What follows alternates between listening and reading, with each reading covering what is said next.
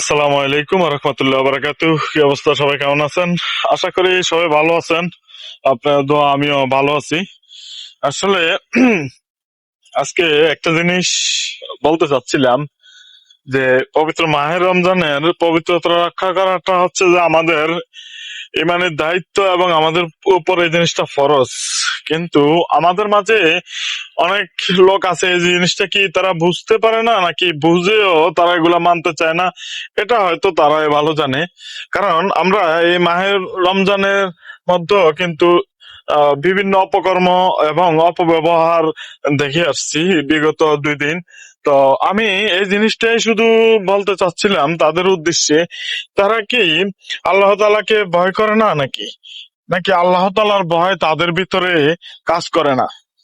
আসলে আমরা তো মুসলিম, আমরা সবাই মুসলিম, ঠিক আছে। আমরা মুসলিম ধর্ম অনুসরণ করে চলি, এটাই আমাদের আহ, কর্তব্য এবং দায়িত্ব। আমরা আমরা মুসলমান ধর্ম পেয়ে অতটা আনন্দিত, এটা আসলে কাউকে আহ বলে প্রকাশ করা যাবে না।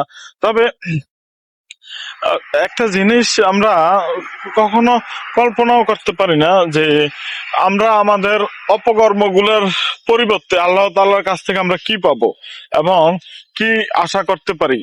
আসলে আমরা এই পবিত্র মাহে রমজানেও আমাদের মাঝে দেখি যে আহ, কিছু আহ, লেনদেন হয় যেগুলা ইসলাম হারাম বলছিল, এবং কিছু এমন চলাফেরা হয় যেগুলা ইসলাম হারাম বলছিল।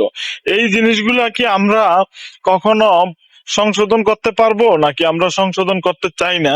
এটাই আজকে আপনাদের মাঝে আমার প্রশ্ন।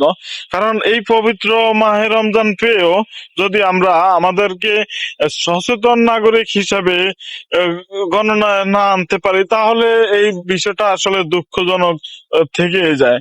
তো এই কারণে আজকের এই ভিডিওটা করা। সবাই ভালো থাকবেন, সবার জন্য শুভকামনা রইলো। আল্লাহ হাফেজ।